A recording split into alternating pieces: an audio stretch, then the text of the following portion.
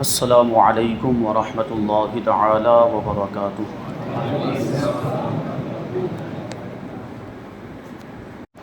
الحمد للہ رب العالمین والعاقبۃ للمتقین والصلاة والسلام علی سید الانبیاء والمرسلین وعلی آلہ واصحابہ اجمعین، اما بعد فاعوذ باللہ من الشیطان الرجیم، بسم اللہ الرحمن الرحیم۔ یا ایہا الناس قد جاءکم برہان من ربکم وانزلنا الیکم نورا مبینا۔ صدق اللہ مولانا العظیم وصدق رسولہ النبی الامین المتین الکریم، ونحن على ذلك لمن الشاهدين والشاكرين والذاكرين والحامدين والحمد للہ رب العالمین۔ آئیے ہم اور آپ سب سے پہلے حضور سرور کائنات، فخر موجودات، باعث تخلیق کائنات، احمد مجتبیٰ محمد مصطفیٰ صلی اللہ علیہ وسلم کی بارگاہ بے کس پناہ میں درود و سلام کا ہدیہ پیش کریں اور پڑھیں۔ اللہم صلی علی سیدنا و مولانا محمد معدن الجود والکرم وآلہ الکرام وابنہ الکریم وبارک وسلم صلاۃ و سلام علیک یا رسول اللہ صلی اللہ تعالی علیہ وسلم۔ عزیزان ملت اسلامیہ، آج ہم انشاءاللہ تبارک و تعالی حضور پاک صلی اللہ علیہ وسلم کے معجزات کے تعلق سے گفتگو کریں گے۔ اللہ تبارک و تعالیٰ قرآن مجید میں ارشاد فرماتا ہے، جو آیت کریمہ میں نے خطبہ مسنونہ کے اندر تلاوت کی، اس کا ترجمہ کہ اے لوگوں، بے شک تمہارے پاس تمہارے رب کی جانب سے واضح دلیل آئی اور ہم نے تمہاری طرف روشن نور نازل کیا۔ اب یہاں پہ دو چیزیں ہیں، ایک چیز ہے دلیل اور ایک چیز ہے روشن نور۔ جمہور مفسرین کرام فرماتے ہیں کہ یہاں پر دلیل سے مراد حضور پاک صلی اللہ علیہ وسلم کی ذات ہے، یعنی اے لوگوں تمہارے پاس دلیل آئی، یعنی حضور پاک صلی اللہ علیہ وسلم تشریف لائے دلیل بن کے۔ اور روشن نور سے مراد قرآن مجید ہے کہ حضور پاک صلی اللہ علیہ وسلم تشریف لائے اور اللہ تبارک و تعالیٰ نے آپ کو قرآن مجید عطا فرمایا جو روشن نور کی حیثیت رکھتا ہے، کیونکہ قرآن مجید کے ذریعے لوگوں کو ہدایت حاصل ہوتی ہے۔ اب یہاں پہ سوال یہ پیدا ہوتا ہے کہ اس آیت کریمہ میں حضور پاک صلی اللہ علیہ وسلم کی ذات کو دلیل فرمایا گیا، یعنی حضور کو اللہ تبارک و تعالیٰ نے اس دنیا میں دلیل بنا کر بھیجا۔ اور دلیل کسی دعوے کی ہوتی ہے، پہلے دعویٰ ہوتا ہے پھر دلیل ہوتی ہے۔ جیسے آپ کا کسی کے ساتھ معاملہ ہو جائے، آپ کسی چیز کے بارے میں دعویٰ کر دیں یہ چیز میری ہے، تو سامنے والا آپ سے دلیل مانگے گا، یہ چیز تمہاری ہے تو اس کی دلیل کیا ہے؟ ہوتا ہے کہ نہیں ہوتا؟ مطلب دلیل کسی دعوے کی ہوتی ہے۔ حضور پاک صلی اللہ علیہ وسلم کو اللہ تبارک و تعالیٰ نے دلیل بنا کر بھیجا، تو کون سے دعوے کی دلیل بنا کر بھیجا؟ وہ دعویٰ کون سا ہے؟ یہ غور کرنے کی ضرورت ہے۔ یہ ایک سوال ہمارے ذہن میں آتا ہے کہ یہ دلیل ہیں ہمارے آقا، تو دعویٰ کیا ہے؟ تو غور کریں گے تو آپ کو پتہ چلے گا کہ اللہ کے رسول صلی اللہ علیہ وسلم نے دنیا میں تشریف لانے کے بعد 40 سال کی جب عمر ہو گئی تو آپ نے اعلان فرمایا محمد الرسول اللہ، کہ محمد صلی اللہ علیہ وسلم اللہ کے رسول، یہی تو دعویٰ ہے۔ محمد صلی اللہ علیہ وسلم اللہ کے رسول ہیں، یہ ہو گیا دعویٰ۔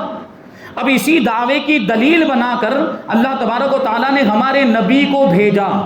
کیا مطلب ہوا کہ حضور پاک صلی اللہ علیہ وسلم نے خود ہی رسالت اور نبوت کا دعویٰ کیا، اور اس دعوے کی دلیل اللہ تبارک و تعالیٰ نے آپ کی ذات ہی کو بنا دیا، یعنی نبی کریم صلی اللہ علیہ وسلم کی نبوت و رسالت پر کوئی دوسری دلیل ہو یا نہ ہو، اللہ تبارک و تعالیٰ نے آپ کی ذات ہی کو آپ کی رسالت اور نبوت کی دلیل بنا دیا گیا۔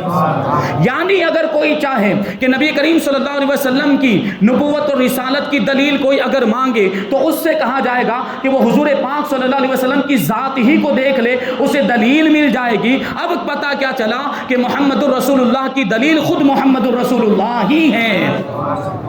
فارسی کا ایک مقولہ ہے اور مزید آپ کو سمجھاؤں، یہ کہا جاتا ہے آفتاب آمد دلیل آفتاب، یعنی سورج خود اپنے وجود کی دلیل ہوا کرتا ہے۔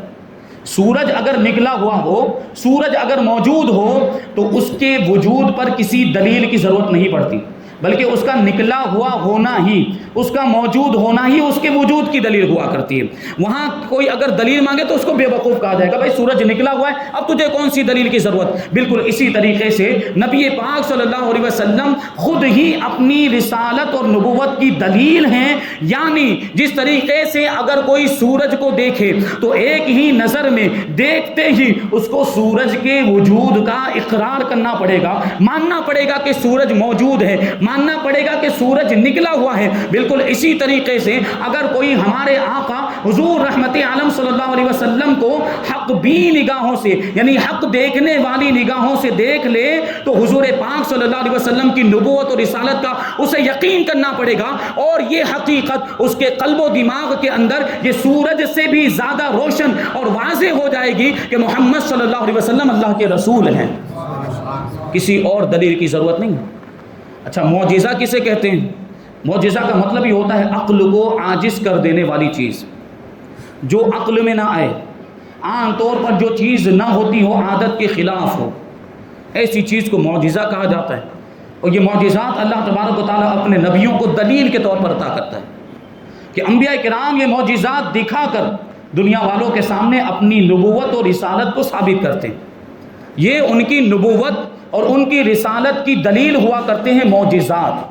اب یہاں پہ غور کرنے کی ضرورت ہے کہ حضور پاک صلی اللہ علیہ وسلم سے پہلے جتنے بھی انبیاء کرام آئے ان کا معاملہ یہ تھا کہ اللہ تبارک و تعالیٰ نے ان کو معجزات عطا فرمائے، کسی کو ایک معجزہ عطا فرمائے، کسی کو 2، کسی کو 3، کسی کو زیادہ، لیکن ان کے معجزات کا معاملہ یہ تھا کہ ان کے معجزات ان کی ذات سے الگ کچھ ایسی محیر العقول اور ایسی عقل کو عاجز کر دینے والی چیزیں تھیں، ایسے کمالات تھے جو انبیاء کرام اپنی امتوں کے سامنے اپنی نبوت اور اپنی رسالت کو ثابت کرنے کے لیے پیش کیا کرتے تھے۔ یعنی ان کی ذات میں وہ چیزیں نہیں ہوتی تھی، ذات سے باہر ہوا کرتی تھی۔ جیسے اللہ تبارک و تعالیٰ نے حضرت موسیٰ علیہ السلام کے بارے میں ارشاد فرمایا وَلَقَدْ أَرْسَلْنَا مُوسَىٰ بِآيَاتِنَا، کہ بے شک ہم نے موسیٰ کو معجزات دے کر بھیجا۔ اس کا کیا مطلب ہوا کہ معجزات الگ سے ہیں۔ جیسے حضرت موسیٰ علیہ السلام کو ید بیضا عطا کیا گیا، عصا یعنی لاٹھی، وہ بھی معجزانہ شان رکھتی تھی۔ حضرت موسیٰ علیہ السلام کا ایک معجزہ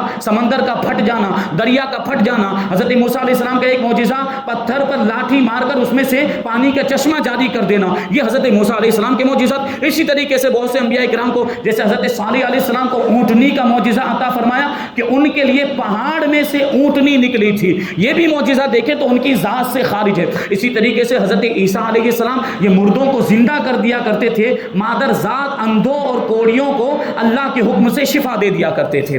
تو یہ جو معجزات انبیاء کرام کے بارے میں اللہ تعالیٰ ارشاد فرماتا ہے کہ جاؤ بالبینات والزبر والکتاب المنیر، کہ یہ انبیاء کرام دنیا میں آئے تو معجزات لے کر آئے، صحیفے لے کر آئے اور روشن کتاب لے کر آئے۔ یعنی اللہ تبارک و تعالیٰ نے انبیاء کرام کو معجزات عطا فرمائے جو ان کی نبوت اور رسالت کی دلیل ہوا کرتے ہیں۔ لیکن ہمارے آقا کی تو شان ہی نرالی ہے، انوکھی شان ہے۔ جب ہمارے آقا کو دنیا میں بھیجنے کی باری آئی، حضور پاک صلی اللہ علیہ وسلم کو اللہ تبارک و تعالیٰ نے دنیا میں بھیجا تو معجزات دے کر نہیں بھیجا، بلکہ اللہ تعالیٰ کیا فرماتا ہے قد جاءکم برہان من ربکم، کہ تمہارے پاس تمہارے رب کی جانب سے دلیل آئی۔ یعنی میں نے اپنے محبوب کو سراپا نبوت اور رسالت کی دلیل بنا کر بھیجا ہے، کسی اور دلیل کی ضرورت ہی نہیں ہے۔ کسی کو اگر حضور پاک صلی اللہ علیہ وسلم کی نبوت اور رسالت کی دلیل چاہیے تو وہ خود حضور ہی کو دیکھ لے، کیونکہ اللہ تبارک و تعالیٰ نے حضور پاک صلی اللہ علیہ وسلم کو سر سے لے کر پاؤں تک معجزہ بنا کر بھیجا ہے۔ حضور پاک صلی اللہ علیہ وسلم کی ذات و صفات، آپ کی ہر ادا، آپ کی ہر بات، بلکہ آپ کے جسم مبارک کا رونگٹا رونگٹا، آپ کے بدن اطہر کا ایک ایک بال یہ معجزے کی حیثیت رکھتا ہے۔ لیکن اس کے باوجود دیکھنے والے جو حق بھی نگاہوں سے دیکھتے ہیں تو وہ تو اعتراف کر لیتے ہیں، جیسے حضرت عبداللہ ابن سلام رضی اللہ تعالیٰ عنہ صحابی رسول، یہ آسانی کتابوں کے بہت بڑے عالم تھے، حضور پاک صلی اللہ علیہ وسلم کی بارگاہ میں حاضر و حق کی تلاش میں، اور جیسے ہی حضور پاک صلی اللہ علیہ وسلم کے چہرے کو دیکھا کلمہ پڑھ کے مسلمان ہو گئے۔ اور پھر کیا جملہ ارشاد فرمایا، کہتے ہیں واللہ لقد عرفت ان وجهه ليس بوجه كذاب، میں نے یہ جان لیا حضور کو دیکھتے ہی کہ ان کا چہرہ یہ کسی جھوٹے کا چہرہ ہو ہی نہیں سکتا۔ یہ حضرت عبداللہ ابن سلام نے فرمایا تھا، جو اگلی کتابوں آسمانی کتابوں کے عالم تھے، کیونکہ انہوں نے اگلی کتابوں کے اندر آسمانی کتابوں کے اندر حضور پاک صلی اللہ علیہ وسلم کی نشانیوں کو پڑھا تھا، حضور کی علامتوں کو پڑھا تھا، اور جب حضور کو دیکھا وہ ساری علامتیں وہ ساری نشانیاں حضور کی ذات میں موجود تھی، اسی لیے تو فوراً کلمہ پڑھ کے مسلمان ہو گئے۔ لیکن کچھ بد نصیب ایسے ہیں جن کے دلوں پر کفر و انکار کی مہر لگا دی گئی، وہ حضور پاک صلی اللہ علیہ وسلم کو بار بار دیکھتے ہیں، بار بار دیکھتے تھے، جیسے ابو جہل تھا اور ابو لہب بھی، عتبہ شیبہ امیہ بھی خلف، یہ ایسے بڑے بڑے بدترین ازلی کافر تھے کہ ان کے دلوں پر کفر و انکار اور سرکشی کی مہر لگا دی گئی۔ انہوں نے بھی حضور پاک کو دیکھا تھا، حضرت عبداللہ ابن سلام نے بھی دیکھا، حضرت عبداللہ ابن سلام مسلمان ہو گئے، لیکن انہوں نے جب دیکھا، کفار نے جب دیکھا تو آنکھوں پر انہوں نے کفر و عناد اور سرکشی کا چشمہ لگا کر دیکھا۔ اگر حق بھی نگاہوں سے دیکھتے، حق دیکھنے والی نگاہوں سے دیکھتے تو حضور کی نبوت اور رسالت کا یقین ہو جاتا، لیکن انہوں نے کفر و عناد اور سرکشی کا چشمہ لگا کر دیکھا، اس لیے حضور کی حقانیت اور حضور کی صداقت ان کو سمجھ میں نہیں آئی۔ اس کا یہ مطلب نہیں ہے کہ حضور پاک صلی اللہ علیہ وسلم کا آفتاب نبوت اور رسالت روشن اور چمکدار نہیں، وہ تو اپنی روشنی بکھیر رہا ہے، وہ تو پورے عالم کو روشن کر رہا ہے۔ حضور پاک صلی اللہ علیہ وسلم کی نبوت کا جو آفتاب ہے وہ دنیا کے ذرے ذرے کو منور کر رہا ہے، لیکن یہ تو ان کی آنکھوں کا قصور تھا، یہ ان کی آنکھوں کا قصور تھا کہ آفتاب رسالت کی روشنی ان کو نظر نہیں آئی۔ شیخ سعدی شیرازی علیہ رحمہ فرماتے ہیں، گر نہ بینت بزور شپرے چشم چشمے آفتاب راچے گناہ، کہ اگر دن میں چمگادڑ کو سورج نظر نہ آئے تو اس میں سورج کا کیا قصور؟ چمگادڑ سمجھیں، چامر چلی کیا بولتے تھے، چامر چلی، تو دن میں اس کو کچھ نظر نہیں آتا، دن کے اجالے میں اس کو کچھ بھی نظر، یہاں تک کہ سورج بھی نظر نہیں آتا۔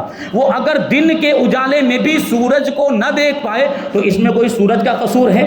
سورج کا کوئی گناہ ہے؟ اس میں تو اس کی آنکھوں کا قصور ہے۔ یہ اس کی آنکھوں میں یہ کمی پائی جاتی ہے کہ وہ سورج کو نہیں دیکھ پاتی۔ سورج تو اپنی آب و تاب کے ساتھ چمک رہا ہوتا ہے۔ یہی مثال، بلکہ بلا تشبیہ و تمثیل، حضور پاک صلی اللہ علیہ وسلم کی نبوت و رسالت کا آفتاب بھی اور وہ سورج بھی اپنی آب و تاب کے ساتھ روشن ہے اور پوری کائنات کے ذرے ذرے کو روشن کر رہا ہے۔ جو ایسی آنکھیں لے کر آتا ہے تو وہ اس کی آنکھیں بھی روشن ہو جاتی، بلکہ اس کا قلب و دماغ بھی روشن ہو جایا کرتا ہے۔ لیکن جو آنکھوں پر کفر کی پٹی لگا کر آئے تو یہ روشنی اس کو کوئی فائدہ دے گی؟ کوئی فائدہ نہیں ہو سکتا۔ یہ حضور پاک صلی اللہ علیہ وسلم کی شان کہ اللہ تبارک و تعالیٰ نے آپ کو سراپا معجزہ بنا کر بھیجا۔ حضور پاک صلی اللہ علیہ وسلم کے جسم مبارک کا ایک ایک بال معجزہ ہے، ایک ایک رونگٹا حضور کے جسم مبارک کا ہر عضو جو حضور کے باڈی پارٹ سے ہیں یہ بھی معجزانہ شان رکھتے ہیں۔ تو ہم دیکھیں کہ حضور پاک صلی اللہ علیہ وسلم کو کے اعضاء کو اللہ تبارک و تعالیٰ نے ایک ایسی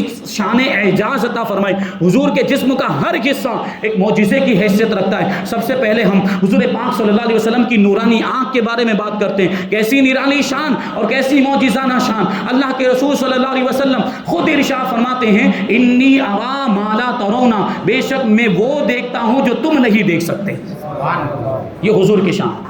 اب یہ حضور نے جو فرمایا مطلق، یعنی وہاں پہ موجود صرف صحابہ کرام سے نہیں فرمایا، پوری دنیا والوں سے ارشاد فرمایا، پوری کائنات کی ساری مخلوقات سے حضور خطاب کرتے ہوئے کہتے ہیں کہ میں جو دیکھتا ہوں وہ تم نہیں دیکھ سکتے۔ اب دنیا والوں میں، کائنات والوں میں تو ملک الموت بھی ہیں، روح قبض کرنے والے فرشتے، ملک الموت، حضرت ملک الموت جن کو مقرر کیا گیا روح قبض کرنے پر، ان کی نگاہ کا عالم کیا ہے؟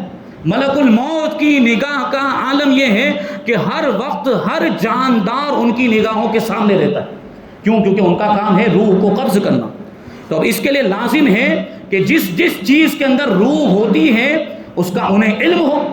تو تو حضرت ملک الموت ہر وقت ہر جاندار کو دیکھتے ہیں، اور جیسے ہی حکم ہوتا ہے کسی بھی چیز کی روح قبض کرنے کا، فوراً وہاں پر پہنچ جاتے ہیں اور اس کی روح کو قبض کر لیتے ہیں۔ یہ حضرت ملک الموت کی نگاہ کا عالم۔ اور انہی مخلوقات میں حضرت منکر نکیر بھی ہیں، حضرات منکر نکیر جو قبر میں سوال کرنے کے لیے آتے ہیں۔ اب ان کی ذمہ داری ہے قبر میں سوال کرنا، تو ظاہر سی بات ساری قبروں کا علم بھی ہونا ضروری، اور ساری قبروں کا ان کی نگاہوں کے سامنے ہونا بھی ضروری۔ اب یہ منکر نکیر کی نگاہوں کا عالم کہ ساری قبروں کو ملاحظہ کر لیا کرتے ہیں۔ اور ایک فرشتے ہیں حضرت میکائیل علیہ السلام جو روزی پہنچانے پر مقرر کیے گئے، اور ان کی نگاہوں کا عالم، کیونکہ روزی پہنچانے کے لیے روزیوں کا علم ہونا ضروری کہ کس کی روزی کیا ہے، کس کو کیا روزی پہنچانا ہے، اور وہ روزیاں کہاں سے ملیں گی، کہاں سے لے کر کہاں پہنچانا ہے۔ تو ساری روزیاں جو ہیں انسانوں کی اور دیگر مخلوقات کی، یہ حضرت میکائیل علیہ السلام کی نگاہوں کے سامنے۔ غرض یہ کہ دنیا کے اندر اور کائنات کے اندر بڑی بڑی اور دور دور تک دیکھنے والی آنکھیں موجود ہیں، لیکن اللہ کے رسول صلی اللہ علیہ وسلم ارشاد فرمانے کہ اے آنکھ والو، تمہاری نگاہیں، تمہاری آنکھیں کتنا بھی زیادہ اور کتنا بھی دور تک کیوں نہ دیکھ لے، اور کتنی بھی بڑی دیکھنے والی تمہاری نگاہیں کیوں نہ ہو، لیکن میری نگاہوں کا عالم یہ ہے جو میں دیکھتا ہوں وہ تم میں سے کوئی نہیں دیکھ سکتا۔ یہ حضور پاک صلی اللہ علیہ وسلم کی نگاہ۔ ابھی آپ کو ایک بات بتاؤں، حضرت موسیٰ علیہ السلام نے کوہ طور پر اللہ تبارک و تعالیٰ کے نور کی ایک تجلی کو دیکھا تھا، یعنی اللہ تعالیٰ کی ذات کو نہیں دیکھا تھا، اللہ تبارک و تعالیٰ کے نور کی صرف ایک تجلی کو دیکھا تھا حضرت موسیٰ علیہ السلام نے۔ اب نور الہی کی ایک تجلی دیکھنے کا حضرت موسیٰ علیہ السلام کی آنکھوں میں کیا اثر ہوا، کیسی نورانیت آ گئی، اور وہ آنکھیں کیسی روشن ہو گئی اور کیسے نورانی کمال پر پہنچ گئی۔ شفا شریف میں حضرت علامہ قاضی عیاض رضی اللہ تعالیٰ عنہ فرماتے ہیں حضرت موسیٰ علیہ السلام کے بارے میں، کانا یبصر النملۃ السوداء فی اللیلۃ الظلماء من 10 فراسخ، کہ حضرت موسیٰ علیہ السلام کی آنکھوں میں وہ نور آ گیا تھا، وہ روشنی آ گئی تھی، اور وہ نورانی کمال، ایسی نورانیت آ گئی تھی کہ حضرت موسیٰ علیہ السلام 30 میل کے فاصلے سے اندھیری رات میں کالی چیونٹی کو دیکھ لیا کرتے تھے۔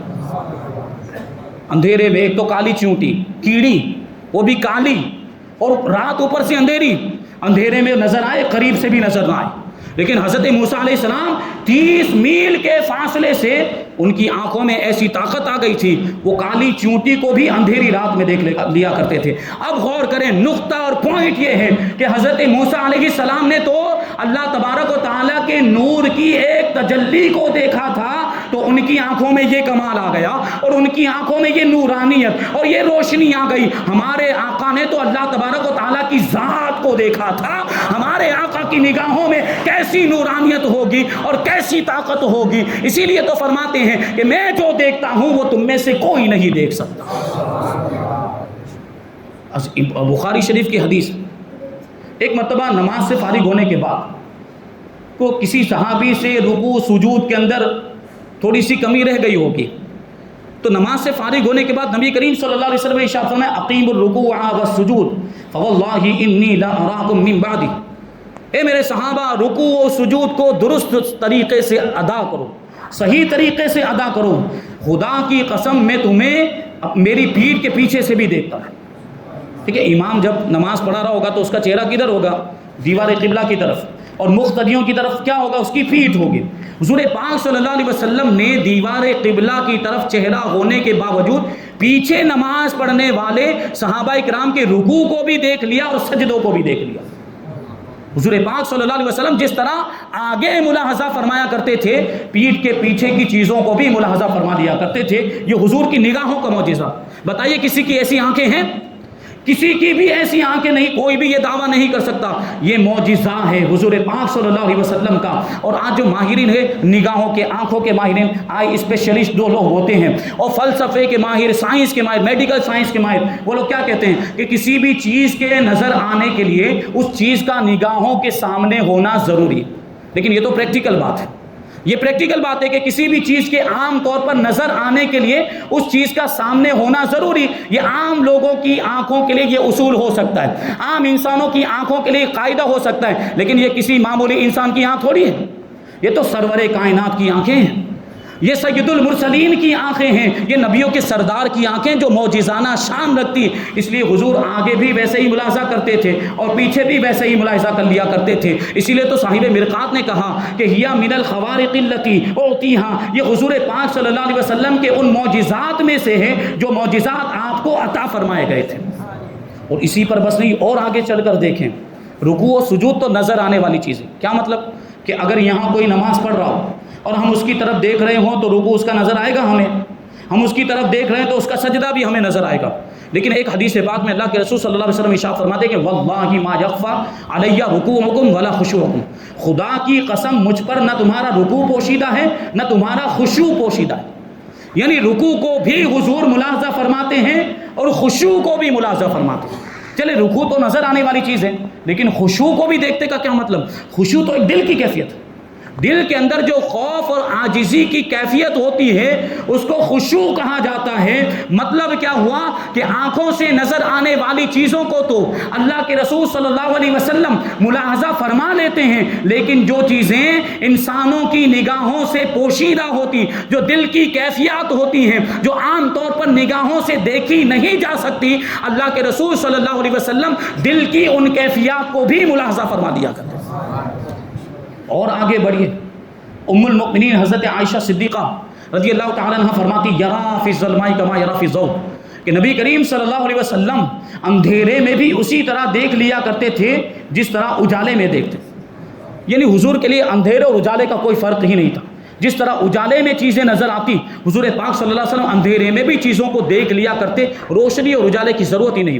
اور جبکہ قاعدہ اور اصول ہے، یہ جو ماہرین کا میڈیکل سائنس کے اور آنکھ کے جو ماہرین ہیں ان کا یہ قاعدہ اور اصول ہے، کسی کی بھی چیز کے لیے نظر آنے کے لیے اجالا ہونا ضروری، روشنی ہونی ضروری۔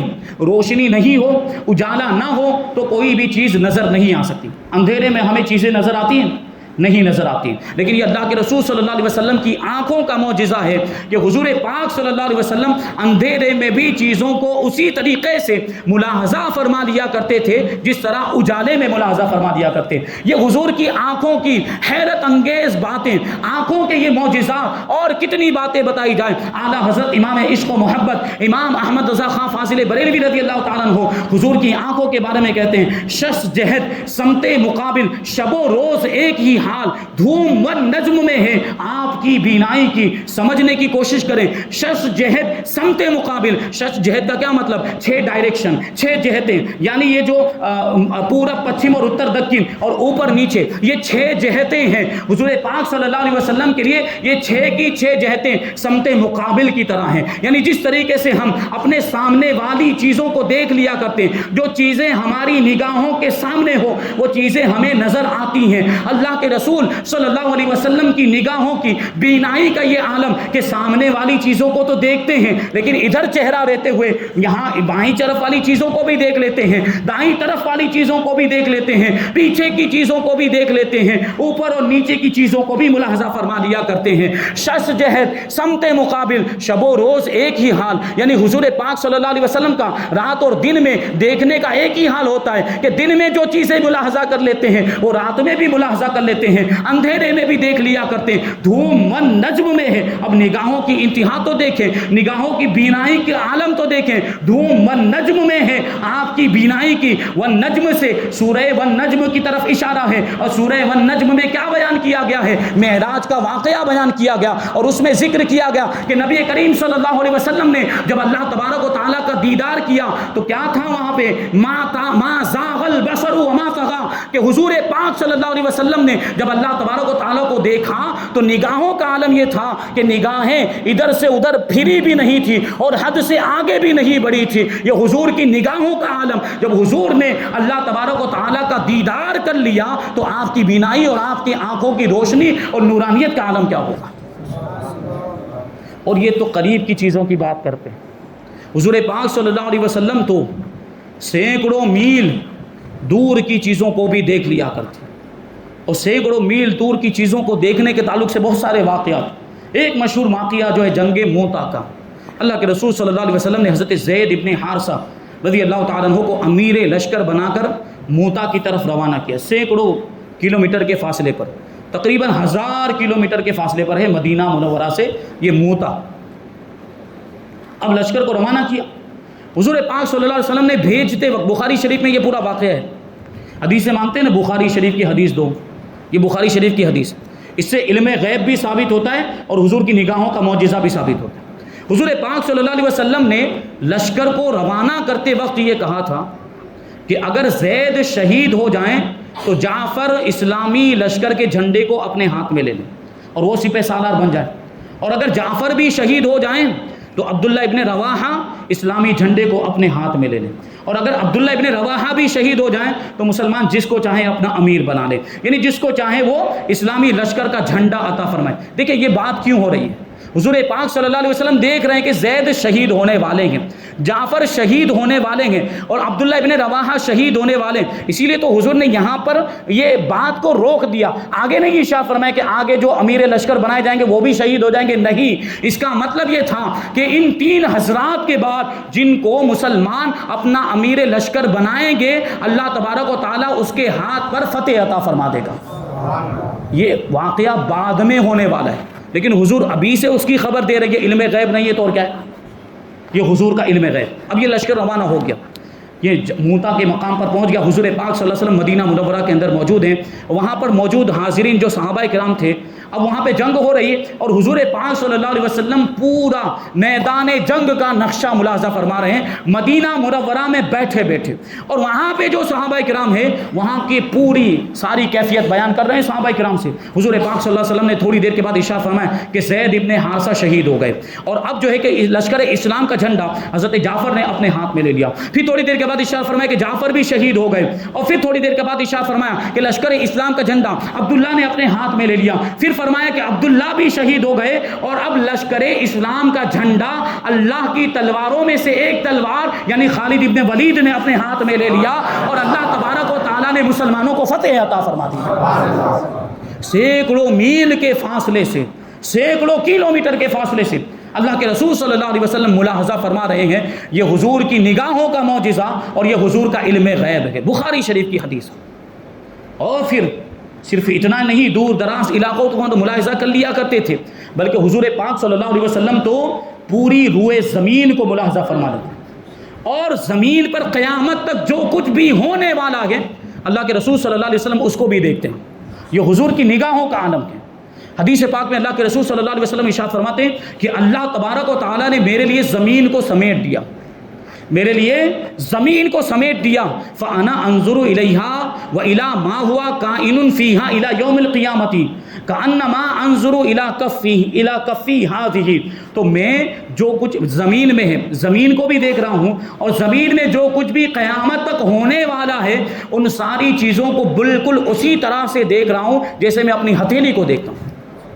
بھی ہتھیلی میں کوئی چیز ہو اور ہم یہاں کتنی قریب ہوگی، بالکل صاف نظر آئے گی کہ نہیں؟ حضور پاک صلی اللہ علیہ وسلم پوری روئے زمین کو ہتھیلی کی طرح ملاحظہ فرماتے ہیں، اور صرف موجودہ چیزوں کو نہیں بلکہ قیامت تک ہونے والے سارے واقعات کو حضور پاک صلی اللہ علیہ وسلم نے ملاحظہ فرما لیا۔ اور روئے زمین تو کیا حقیقت رکھتی ہے، اللہ کے رسول صلی اللہ علیہ وسلم نے مسجد نبوی میں محراب میں کھڑے ہو کر جنت اور دوزخ کو بھی ملاحظہ فرما دیا ہے، اور جنت اور دوزخ کی بھی کیا حقیقت، اللہ کے رسول صلی اللہ علیہ وسلم نے تو فرش کو بھی ملاحظہ فرما لیا، عرش کو بھی ملاحظہ فرما لیا، لوح و قلم اور کرسی کو بھی ملاحظہ فرما لیا، اور ان چیزوں کی بھی کیا حیثیت، اللہ کے رسول صلی اللہ علیہ وسلم نے تو سارے جہان کو دیکھ لیا، ساری خدائی کو دیکھ لیا، اور حد تو یہ ہے اس کائنات کو بنانے والے خدا کو بھی دیکھ لیا۔ اور جب خدا کو دیکھ لیا تو اب کوئی چیز آپ کی نگاہوں سے اوجھل ہو سکتی، کیونکہ سب سے بڑا غیب اور سب سے بڑی پوشیدہ چیز یہ اللہ تبارک و تعالیٰ کی ذات ہے۔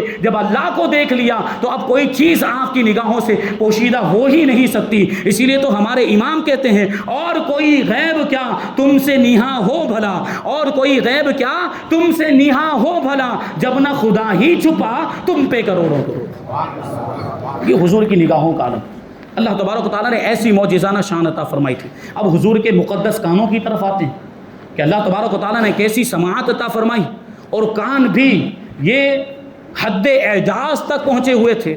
اللہ کے رسول صلی اللہ علیہ وسلم ارشاد فرماتے اسی حدیث کا آگے والا ٹکڑا، انی ارا ما لا ترون واسمع ما لا تسمعون، کہ میں وہ دیکھتا ہوں جو تم نہیں دیکھتے اور میں وہ سنتا ہوں جو تم نہیں سن سکتے۔ مطلب کیا ہوا کہ حضور پاک صلی اللہ علیہ وسلم کا دیکھنا سننا عام انسانوں کے دیکھنے اور سننے کی طرح نہیں، بلکہ حضور پاک صلی اللہ علیہ وسلم کا دیکھنا اور سننا بے مثل و بے مثال ہے، معجزانہ شان رکھتا ہے۔ ایک حدیث پاک میں ہے کہ ام المؤمنین حضرت بی بی میمونہ رضی اللہ تعالیٰ عنہ بیان کرتی کہ ایک رات کو تہجد کے وقت نبی کریم صلی اللہ علیہ وسلم میرے حجرے میں وضو فرما رہے تھے کہ اچانک حضور پاک صلی اللہ علیہ وسلم نے 3 مرتبہ لبیک لبیک لبیک کہا، اور پھر کہا نصرتا نصرتا نصرتا، یعنی میں تمہاری مدد کے لیے حاضر ہوں، میں تمہاری مدد کے لیے حاضر ہوں، میں تمہاری مدد کے لیے حاضر ہوں۔ ام المؤمنین فرماتی مجھے تعجب ہوا، میں نے اللہ کے رسول کی بارگاہ میں عرض کیا یا رسول اللہ صلی اللہ تعالیٰ علیہ وسلم، یہاں میرے اور آپ کے علاوہ کوئی بھی موجود نہیں ہے، کس سے گفتگو فرما رہے ہیں اور کس سے مدد کا وعدہ کر رہے ہیں اور کس سے یہ کہہ رہے ہیں کہ میں تمہاری مدد کے لیے حاضر ہوں؟ اللہ کے رسول صلی اللہ علیہ وسلم نے ارشاد فرمایا کہ مکہ مکرمہ کے اندر، حضور مدینے میں موجود، مکہ مکرمہ تقریباً 400 کلومیٹر کا فاصلہ ہے مدینہ منورہ سے، حضور فرماتے ہیں کہ مکہ مکرمہ میں ہمارے حلیف قبیلہ بنی کعب کے لوگوں پر مشرکین مکہ نے بڑا ہی ظالمانہ حملہ کر دیا، اور ان پر جب حملہ ہوا تو ان بیچارے مصیبت کے ماروں نے وہیں سے مجھے آواز دی، وہیں سے انہوں نے فریاد کی، وہیں سے انہوں نے مدد طلب کی، وہیں سے انہوں نے مجھے پکارا، تو میں یہاں سے ان کی پکار کا جواب دے رہا ہوں، یہاں سے ان کی فریاد کا جواب دے رہا ہوں، اور ان کی مدد کا میں نے ان سے وعدہ کر کے ان کی ڈھارس بندھائی ہے۔ اب کیا ہوا، 3 دن کے بعد قبیلہ بنو کعب کی طرف سے ایک قاصد آیا، ایک پیغام لے کر آنے والا وہاں پر آیا، اور حضور پاک صلی اللہ علیہ وسلم کی بارگاہ میں آنے کے بعد اس نے مدد طلب کی، اور اس نے جو ہے کہ یہ کہا کہ ہم پر جو ہے کہ کفار مکہ نے، مشرکین مکہ نے حملہ کر دیا، تو آپ ہماری مدد فرمائیں۔ دیکھیں مدینہ منورہ میں رہتے ہوئے مسلمانوں کے حلیف قبیلے پر جو ظلم و ستم مکہ مکرمہ کے اندر ہو رہا تھا، حضور پاک صلی اللہ علیہ وسلم نے اس کو بھی ملاحظہ فرما لیا، اور انہوں نے وہاں سے جو فریاد کی، وہاں سے جو حضور کو پکارا ہے، اس پکار کو بھی نبی کریم صلی اللہ علیہ وسلم نے سماعت فرما لیا ہے۔ اور اس میں کوئی بعید بات نہیں ہے۔ علامہ زرقانی فرماتے ہیں کہ لا بعد فی سماعہ من مسیرۃ ثلاث فقد کان یسمع عتیت السماء، کہ نبی کریم صلی اللہ علیہ وسلم نے اگر 3 دن کے فاصلے پر لوگوں کی آواز کو سن لیا تو یہ کوئی ناممکن بات نہیں ہے، یہ کوئی بعید بات نہیں، اس میں کوئی تعجب کی بات نہیں ہے۔ حضور کی سماعت کا عالم تو یہ تھا کہ آسمانوں کی چرچراہٹ کی آواز کو بھی سماعت کر لیا کرتے تھے۔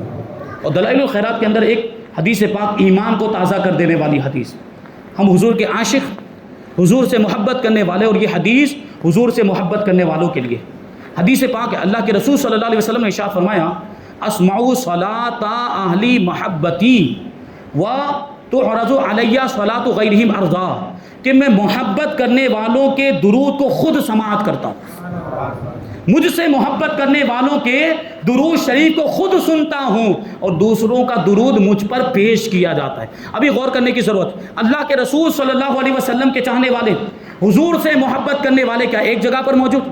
پوری دنیا کے اندر پھیلے ہوئے ہیں۔ حضور کے چاہنے والے چاہے میلوں دور فاصلے پر ہوں، چاہے حضور سے محبت کرنے والے دریاؤں پر ہوں، یا سمندر میں سفر کر رہے ہوں، یا صحرا میں چلے جائیں، یا جو ہے کہ ریگستان میں چلے جائیں، جنگلوں میں یا ویرانے میں ہوں، یا آبادیوں میں ہیں، شہروں میں ہیں، دیہاتوں کے اندر ہیں، حضور پاک صلی اللہ علیہ وسلم کے چاہنے والے اگر پہاڑوں کی چوٹیوں پر بھی چلے جائیں، یا گہرے غاروں کے اندر اور گفاؤں کے اندر بھی چلے جائیں، اور وہاں سے بھی اگر وہ درود پڑھتے ہیں، اللہ کے رسول صلی اللہ علیہ وسلم ان کے درود کو مدینہ منورہ میں رہتے ہوئے سماعت کر لیا کرتے ہیں۔ یہ حضور کے کانوں کا عالم، اسی لیے تو ہمارے امام کہتے ہیں دور و نزدیک کے سننے والے وہ کان۔ یہ اشعار ہم پڑھتے رہتے لیکن کبھی مطلب پر غور نہیں کیا ہوگا۔ دور و نزدیک کے سننے والے وہ کان، حضور پاک صلی اللہ علیہ وسلم کے کان قریب کی باتیں بھی سن لیتے تھے اور دور کی آوازوں کو بھی سن لیا کرتے تھے۔ دور و نزدیک کے سننے والے وہ کان، کانے لالے کرامت پہ لاکھوں سلام۔ یہ حضور پاک صلی اللہ علیہ وسلم کے کان کا معجزہ۔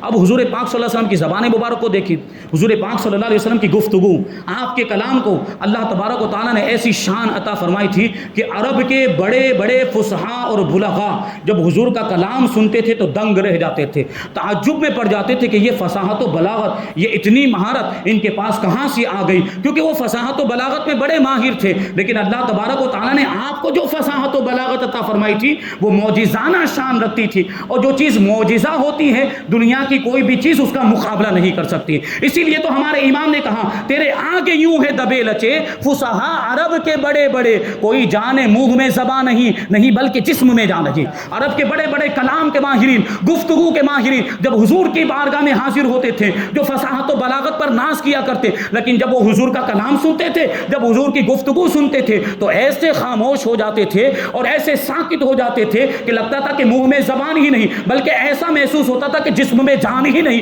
کوئی پتلوں کو لا کر یہاں پر رکھ دیا گیا، مجسموں کو لا کر رکھ دیا گیا. یہ فصاحت و بلاغت کے ماہرین حضور کی بارگاہ میں ان کی یہ کیفیت ہو جاتی تھی.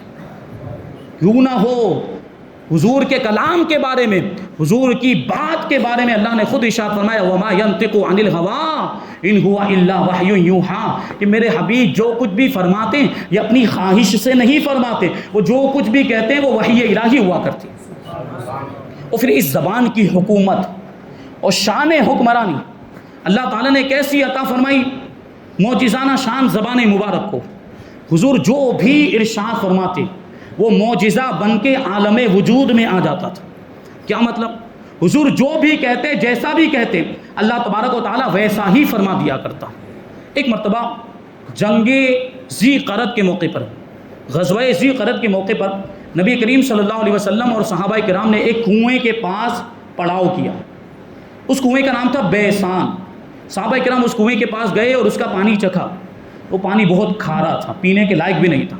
صحابہ کرام حضور پاک صلی اللہ علیہ وسلم کی بارگاہ میں حاضر ہوئے، عرض کرنے لگے یا رسول اللہ صلی اللہ تعالیٰ علیہ وسلم، جس کنویں کے پاس ہم نے پڑاؤ کیا ہے، ہم ٹھہرے ہیں، ہم رکے ہیں، اس کنویں کا پانی تو پینے کے لائق ہی نہیں ہے، بہت کھارا ہے. اب اللہ کے رسول صلی اللہ علیہ وسلم چیک کرنے کے لیے نہیں گئے کہ کھارا ہے کہ میٹھا. یہیں سے ارشاد فرماتے بل ہوا نعمان وہو اطیب، نہیں اس کا پانی کھارا نہیں ہے اور اس کا نام بیسان بھی نہیں، آج سے اس کنویں کا نام نعمان ہے اور اس کا پانی تو بہت میٹھا ہے، جا کر چیک کرو. صحابہ کرام نے یہ نہیں کہا یا رسول اللہ ہم ابھی تو دیکھ کر آئے، ابھی ہم نے چکھا ہے، پانی کو پی کر دیکھا ہے، پانی کھارا تھا. یہ صحابہ کرام نے نہیں کہا، کیونکہ وہ آج کل کے وہابی نہیں تھے، وہ صحابی تھے، وہ مانتے تھے. ان کا یہ عقیدہ تھا کہ حضور جو فرما دیتے ہیں ویسا ہی ہو جاتا ہے. جا کر جب دوبارہ پانی کو چیک کیا تو وہ پانی انتہائی میٹھا، شیریں، خوش ذائقہ اور خوشگوار ہو چکا تھا، بالکل پینے کے قابل ہو گیا تھا. حضور نے فرما دیا تو کھارا پانی میٹھا ہو گیا. ایک کافر کو اللہ کے رسول صلی اللہ علیہ وسلم نے اسلام کی دعوت دی، اسلام قبول کر لو، تو کہنے لگا کہ میری بیٹی کا انتقال ہو گیا ہے، ایک عرصہ ہوا، اگر آپ میری بیٹی کو زندہ کر دیں تو میں اسلام قبول کر لوں گا. بہت بڑی بات تھی. اب اللہ کے رسول صلی اللہ علیہ وسلم ارشاد فرمایا اس کی قبر کہاں ہے؟ وہ لے کر گیا. حضور پاک صلی اللہ علیہ وسلم نے اس کی قبر پر کھڑے ہو کر اس کا نام لے کر اس کو پکارنا تھا کہ وہ کافر کی لڑکی لبیک اور صادق کہتے ہوئے اپنی قبر سے زندہ ہو کر کھڑی ہو گئی. اسی طرح سے ایک کافر آیا اور حضور سے کہنے لگا کہ میں کیسے مان لوں کہ آپ اللہ کے نبی ہیں. حضور نے ارشاد فرمایا کہ ایک کھجور کا جو درخت ہے، اس میں جو کھجور کے خوشے لگے ہوئے، اگر یہ خوشے کو میں بلاؤں اور یہ خوشہ میرے پاس آ جائے، میرے حکم کی تعمیل کرے، تو کیا تو ایمان لے آئے گا؟ اس نے کہا ٹھیک ہے. اب اللہ کے رسول صلی اللہ علیہ وسلم نے کھجور کے درخت کو حکم دیا کہ فوراً کھجوروں کا ایک خوشہ بارگاہ میں پیش کیا جائے. اب وہ درخت ہے، انسانوں میں کچھ ہیں جو حضور کی فرما برداری نہیں کرتے، لیکن ساری مخلوقات حضور کا حکم مانتی ہیں اور حضور کی مطیع و فرما بردار. جیسے ہی حضور نے حکم دیا، اس درخت نے فوراً ہی کھجور کا ایک خوشہ حضور کے قدموں میں پیش کر دیا. یہ حضور کی زبان. ایک جو شخص تھا بڑا بدبخت گستاخ، حکیم بن ابی العاص اس کا نام تھا. وہ معاذ اللہ نبی کریم صلی اللہ علیہ وسلم کی شان میں گستاخی کیا کرتا تھا اور منہ بگاڑ کر حضور کا مذاق اڑاتا تھا. اس انداز میں حضور کی شان میں وہ گستاخی کرتا. اللہ کے رسول صلی اللہ علیہ وسلم کو ایک دن جلال آیا تو ارشاد فرمایا کن کذالک فلم یزل یختلج حتی مات، یعنی وہ منہ ٹیڑے میڑے کرتا تھا، منہ بگاڑتا تھا. اللہ کے رسول صلی اللہ علیہ وسلم کی زبان سے نکلا کہ جس طرح تو منہ بگاڑتا ہے ہمیشہ کے لیے ایسا ہی ہو جاؤ. اب وہ ہمیشہ کے لیے ایسا ہی ہو گیا، اس کا منہ ٹیڑھا ہو گیا. اب منہ ہلاتا رہتا تھا، ہمیشہ منہ کو حرکت ہی کرتا رہتا تھا، یہاں تک کہ اسی حال میں وہ دنیا سے بھی گیا اور جہنم رسید ہو گیا. کیونکہ حضور نے فرمایا، جیسا حضور نے فرمایا بالکل ویسا ہی ہو گیا. ہمارے امام کہتے ہیں کہ وہ زبان جس کو سب کن کی کنجی کہے. کن کا مطلب کیا؟ ہو جا. اللہ تبارک و تعالیٰ کی شان ہے. اللہ تعالیٰ کسی بھی چیز کا ارادہ فرماتا ہے تو اس سے کن فرماتا ہے، ہو جا تو وہ چیز ہو جاتی ہے. یہ اللہ تبارک و تعالیٰ کی قدرت ہے. لیکن اللہ تبارک و تعالیٰ نے آپ کی زبان مبارک کو بھی معجزانہ شان عطا فرمائی، اس لیے کن کی کنجی کہا جا رہا ہے. یعنی جو لفظ کن اللہ تعالیٰ ارشاد فرماتا ہے اس کی چابی حضور کی زبان. وہ زبان جس کو سب کن کی کنجی کہیں، اس کی نافذ حکومت پہ لاکھوں سلام. نافذ مطلب لاگو ہونے والی، کہ حضور پاک صلی اللہ علیہ وسلم کی زبان کی جو حکومت ہے وہ لاگو، یعنی حضور جو فرماتے وہ ہو ہی جاتا ہے. مرزا غالب نے فارسی میں ایک شعر کہا تھا، تیر قضا ہر آئینہ در ترکش حق است. تیر قضا ہر آئینہ در ترکش حق است، اما کشاد آ بزبان محمد است. کہ تقدیر کے جو تیر ہیں وہ یوں تو اللہ تبارک و تعالیٰ کی قدرت کے ترکش میں ہے. ترکش مطلب جس میں وہ تیر رکھے جاتے ہیں، یہاں پہ سپاہی جو پیچھے باندھتے اس میں سے تیر ایسے کھینچتے ہیں، تو اس کو ترکش کہا جاتا ہے. تو اس کا مطلب یہ ہے شعر کا کہ تقدیر کے تیر یوں تو اللہ تبارک و تعالیٰ کی قدرت کے ترکش میں، یعنی پوری جو تقدیر ہے یہ قضا یہ اللہ تعالیٰ کے اختیار میں ہے، لیکن اس کا چلنا، ان تیروں کا چلنا یہ حضور پاک صلی اللہ علیہ وسلم کی زبان مبارک سے ہوا کرتا ہے. ہمارے امام کہتے ہیں کہ بخدا خدا کا یہی ہے در، نہیں اور کوئی مفر مقر. بخدا خدا کا یہی، یعنی خدا کی قسم رسول پاک صلی اللہ علیہ وسلم کا جو در ہے یہ اللہ کا در ہے، نہیں اور کوئی مفر مقر، یعنی کوئی اور دوسرا ٹھکانہ نہیں، کوئی اور دوسری پناہ گاہ نہیں ہے. یہاں سے بھاگ کر کہیں نہیں جا سکتے. اگر سکون چاہتے ہیں، اگر اطمینان چاہتے ہیں، اگر کامیابی چاہتے ہیں تو اس در پر آنا پڑے گا. بخدا خدا کا یہی ہے در، نہیں اور کوئی مفر مقر. جو وہاں سے ہو یہیں آ کے ہو، جو یہاں نہیں وہ وہاں نہیں. اشاروں سے سمجھ جائیں کہ جو کچھ بھی وہاں سے حکم نافذ ہوتا ہے وہ یہاں سے جاری ہوتا ہے، یہاں سے جاری ہوتا ہے، اور جو یہاں نہیں وہ پھر وہاں بھی نہیں. یعنی جو حضور کی مرضی کے خلاف پھر اللہ تبارک و تعالیٰ کی بھی اس میں رضا نہیں ہوتی. اسی حضور نے ارشاد فرمایا تھا، میں قاسم ہوں اور اللہ عطا فرماتا ہے. یہ رزق اللہ عطا فرماتا ہے، لیکن تقسیم کہاں سے ہوتا ہے؟ حضور کے دربار سے ہوتا ہے. یہ شان ہے اللہ تبارک و تعالیٰ نے آپ کو عطا فرمایا. یہ بھی بہت ساری چیزیں، بہت سارے معجزات ہیں بیان کیے جا سکتے ہیں. ابھی آگے پروگرام کا سلسلہ چلے گا انشاءاللہ تبارک و تعالیٰ، پھر آگے کے معجزات کو ہم شامل کریں گے. اللہ تبارک و تعالیٰ کی بارگاہ میں دعا ہے کہ جو کچھ بھی بیان ہوا اس پر ہم سب کو عمل کرنے کی توفیق عطا فرمائے. حضور پاک صلی اللہ علیہ وسلم کی سچی پکی محبت ہم سب کے دلوں میں پیدا فرمائے. حضور کی سیرت پاک، احکام اسلام پر اور شریعت مصطفیٰ پر ہم سب کو عمل کرنے کی توفیق عطا فرمائے. وما علینا الا البلاغ. السلام علیکم.